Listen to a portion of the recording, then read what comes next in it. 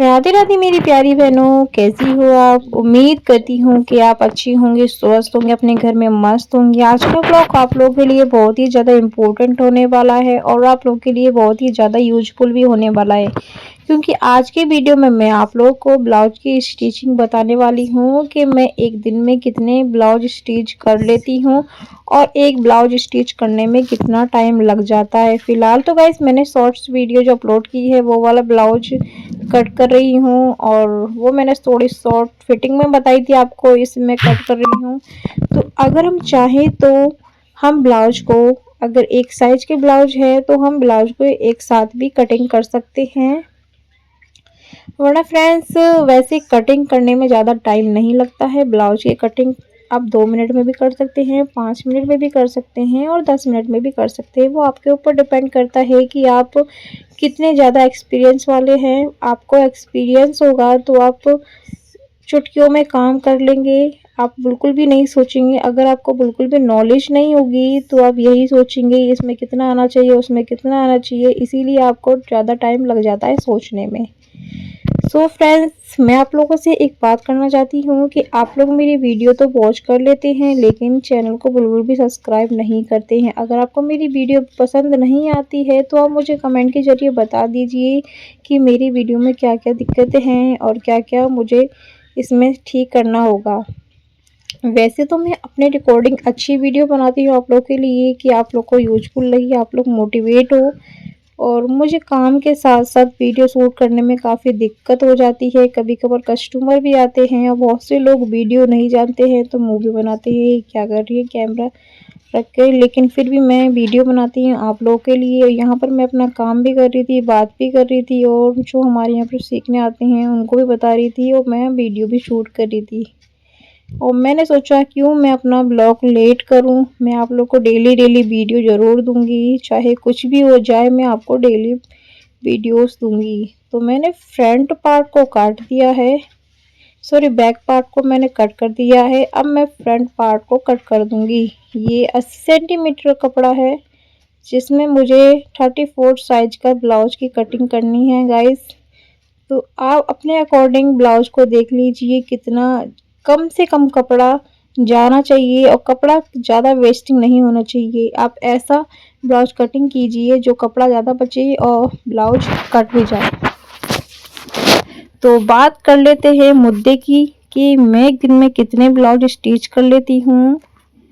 तो वैसे तो गाइस स्टिचिंग तो सिर्फ मैं ही करती हूँ, साथ में मेरी सिस्टर भी आती है। अगर सूट की बात कर ली जाए तो सूट हम एक दिन में 6-7 सिल सकते हैं, सिल देते हैं।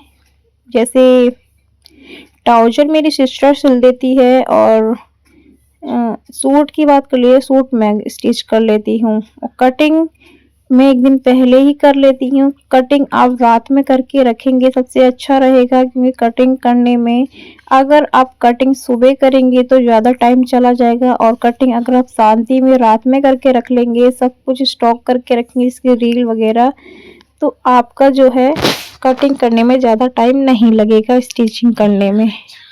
तो इस तरीके से मैं 6 से 8 सूट स्टिच कर लेते हैं, सिस्टर को मिलाकर हम दोनों बहनें मिलाकर कर लेते हैं। अब बात कर ले ब्लाउज की, तो ब्लाउज कस्टमर के ऊपर होता है कि कोई कोई कस्टमर गले पे भी डिजाइन बनवाते हैं, बाजू पे भी डिजाइन बनवाते हैं और कुछ कस्टमर जो होते हैं वो सिंपल ब्लाउज बनवाते हैं। सिंपल ब्लाउज की बात कर ली जाए तो एक दिन में मैं 10 ब्लाउज सिल दूंगी, क्योंकि सिंपल ब्लाउज में ज़्यादा टाइम नहीं लगता है। वैसे एक दिन में 10 ब्लाउज सिंपल तो मैंने अभी तक नहीं सिले, क्योंकि मेरे पास एक दिन में एक साथ सिंपल ब्लाउज नहीं आए हैं, लेकिन मैं सिंपल ब्लाउज अपने अकॉर्डिंग 25 मिनट में स्टिच कर देती हूँ अगर मुझे कटिंग किया मिला। और हमारे यहाँ पर सिंपल ब्लाउज के चल रहे हैं 100 रुपीज़ डोरी, और जो लेस वगैरह है वो कस्टमर का ही होता है। तो अगर हम 25 मिनट में भी एक ब्लाउज स्टिच करेंगे तो कम से कम गाइस आप खुद ही अंदाज़ा लगा सकते हैं कि एक दिन में मैं कितने सिल सकती हूँ। तो 10 तो सारे काम करके बच्चों को संभाल कर मैं एक दिन में 10 तो सिल ही दूंगी। अब बात कर लेते हैं अस्तर की। तो अस्तर वाले ब्लाउज एक दिन में मैं 8 सिल दूंगी, थोड़ा बहुत मेरी बहन हेल्प करवा लेगी। और हुक्काई की बात कर ली जाए तो हुक्काई में 10 रुपए में बाहर लगवा लूंगी। हुक्काई में थोड़ा ज़्यादा टाइम लग जाता है मेरे अकॉर्डिंग, लेकिन जो हुक्काई लगाते हैं तुरपाई करते हैं उनको ज़्यादा टाइम नहीं लगता है। मुझे लगता है कि जितना टाइम मैं हुक्काई में दूंगी उतना टाइम में हमारा एक ब्लाउज स्टिच हो जाएगा। तो हमारे यहाँ पर फ़िलहाल मैं लेती हूँ फ्रेंड्स डिजाइनर ब्लाउज के 250 रुपये, और जो हमारा अस्तर वाला ब्लाउज होता है जिसमें हम थोड़ी बहुत डिजाइन बना देते हैं बाजू पर, उसके मैं 200 रुपये ले लेती हूँ। हमारे यहाँ मैं फ़िलहाल बहुत कम ले रही हूँ, लेकिन जो हमारे एरिया के टेलर्स हैं वो बहुत ही ज़्यादा चार्ज करते हैं। लेकिन फ़िलहाल मैं अपने कस्टमर बनाने के चक्कर में कम चार्ज करती हूँ और अपने कस्टमर को खुश रखती हूँ कि कस्टमर कभी दुखी ना हो। और कस्टमर अगर दुखी होंगे तो आपके पास क्यों आएंगे। तो इतने ब्लाउज सिल लेती हूँ, जैसे कि एक दिन में मैं 8 ब्लाउज सिल लूँगी, थोड़ी मेरी बहन हेल्प कर देगी और हुक्काई के लिए बाहर चला जाएगा। अगर हम डिजाइनर ब्लाउज नहीं बनाते हैं तो फ्रेंड्स हम 1600-1700 का काम कर लेंगे स्टिचिंग में। अगर हम डिजाइनर ब्लाउज बनाते हैं तो हम 2000 का काम कर लेंगे इजी तरीके से। बस आपको अपनी दुकान को टाइम देना होगा। अगर आप टाइम नहीं देंगे, देखो टाइम से सब कुछ होना चाहिए। अगर टाइम से काम नहीं करेंगे तो आपको ही दिक्कत होगी और आपके कस्टमर भी दिक्कत में हो जाएंगे, क्योंकि कस्टमर को टाइम से कपड़ा चाहिए होता है। अगर आप टाइम से कपड़ा नहीं देंगे तो आपके पास कस्टमर क्यों देगा।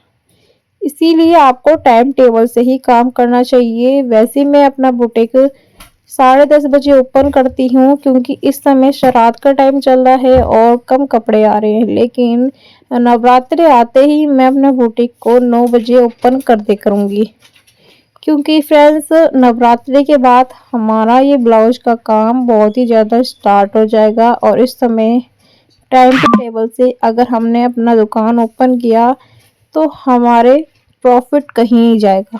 इसीलिए अगर आप सिलाई का काम करते हैं, दुकान चलाते हैं, तो टाइम टेबल से ही अपना काम कीजिए। टाइम टेबल नहीं करेंगे, टाइम टेबल से काम नहीं करेंगे तो आपको ही प्रॉब्लम्स हो सकती है। तो यहाँ पर गाइस मैंने अपना जो है ब्लाउज की कटिंग कर ली है। अब मैं ब्लाउज को स्टिच करने जा रही हूँ। तो ब्लाउज को हम स्टिच कर लेते हैं। सामने मेरे इतने ज़्यादा धूप पड़ रही थी, 3 बजे का टाइम जो होता है मेरी दुकान पर इतनी ज़्यादा धूप आ जाती है। सर्दियों में तो अच्छा लगेगा, लेकिन गर्मी में बहुत ही ज़्यादा दिक्कत हो जाता है। तो यहाँ पर मैं अपने जो है सिटल वगैरह को भर लेती हूँ और अपने ब्लाउज को रेडी कर देती हूँ। ज़्यादा टाइम नहीं लगेगा। इधर मैं बातें भी कर रही थी, उन्हें बता भी रही थी किस तरीके से काम करना चाहिए, किस तरीके से आपको ये सब करना चाहिए।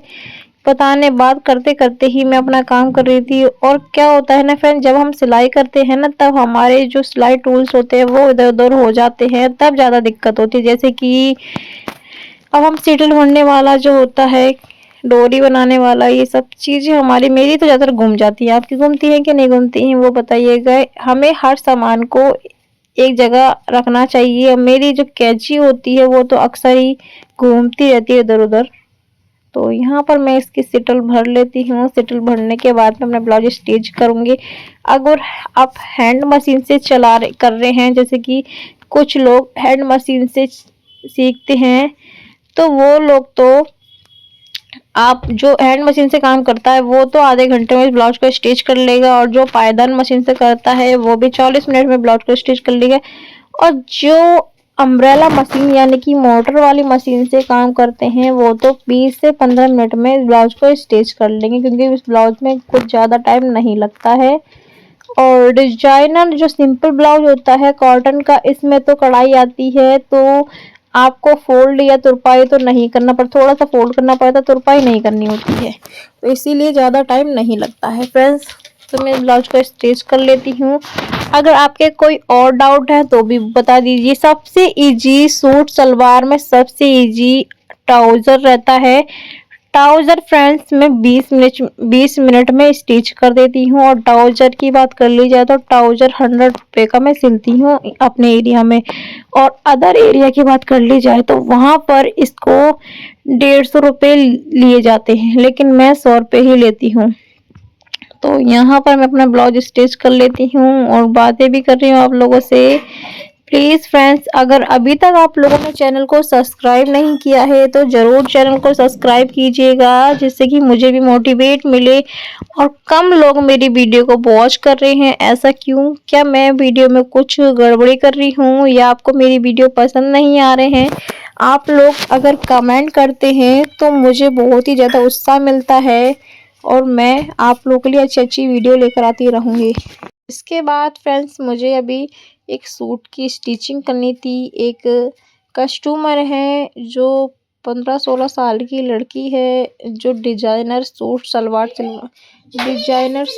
सिलवाना चाह रही है और वो स्लिप कट सिलवाना चाहती है, जो कि मैं आप लोगों को ज़रूर बताऊंगी कि आपको किस तरीके से उसे स्टिच करना है और मैंने किस तरीके से उसे स्टिच किया है, वो सब मैं आपको डिटेल से बताऊंगी। तो अगर आप भी डिजाइनर सूट ब्लाउज सिलना चाहते हैं, सीखना चाहते हैं और अर्निंग करना चाहते हैं और को कुछ समझ में नहीं आ रहा है कि आप कैसे करें, या फिर आपके ब्लाउज में कोई सफाई नहीं आती है, फिर आप सोचते हैं कि अगर हमारे ब्लाउज या सूट में सफाई नहीं आई तो हम कस्टमर के कैसे स्टिच करेंगे, तो आपको दिक्कत लेने की कोई भी ज़रूरत नहीं है। मैं आपके सपोर्ट में हूँ, साथ में हूँ, मैं आपका सपोर्ट करूँगी। लेकिन पहले आपको मुझे सपोर्ट करना पड़ेगा, तभी मैं आपको सपोर्ट कर पाऊँगी। जैसे ही मेरा चैनल आगे जाएगा वैसे मैं आप लोगों को सपोर्ट करती रहूँगी, ब्लाउज भी सिखाऊँगी और यूट्यूब से भी आपको सपोर्ट करूँगी।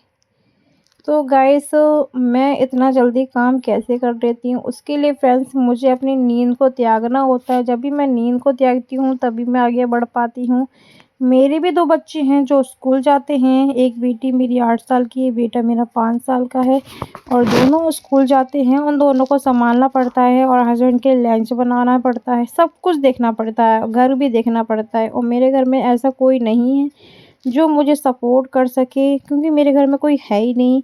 मेरी सास-ससुर नहीं हैं। मैं अपने हस्बैंड के साथ अकेली रहती हूँ क्योंकि वो एक्सपायर हो गए थे, इसीलिए फ्रेंड्स। तो मुझे सबको सँभालना होता है, बच्चों को भी देखना होता है, बच्चों को स्कूल से लेकर आना होता है, खिलाना पड़ता है, उन्हें कोचिंग भेजना पड़ता है।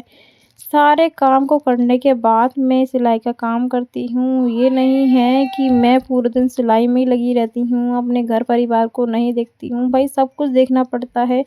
अगर हम सिलाई करेंगे, इस मतलब सिलाई तो हमें करनी है, अपना काम करने के साथ-साथ अगर हम परिवार को नहीं देखेंगे तो ये भी नहीं अच्छा है।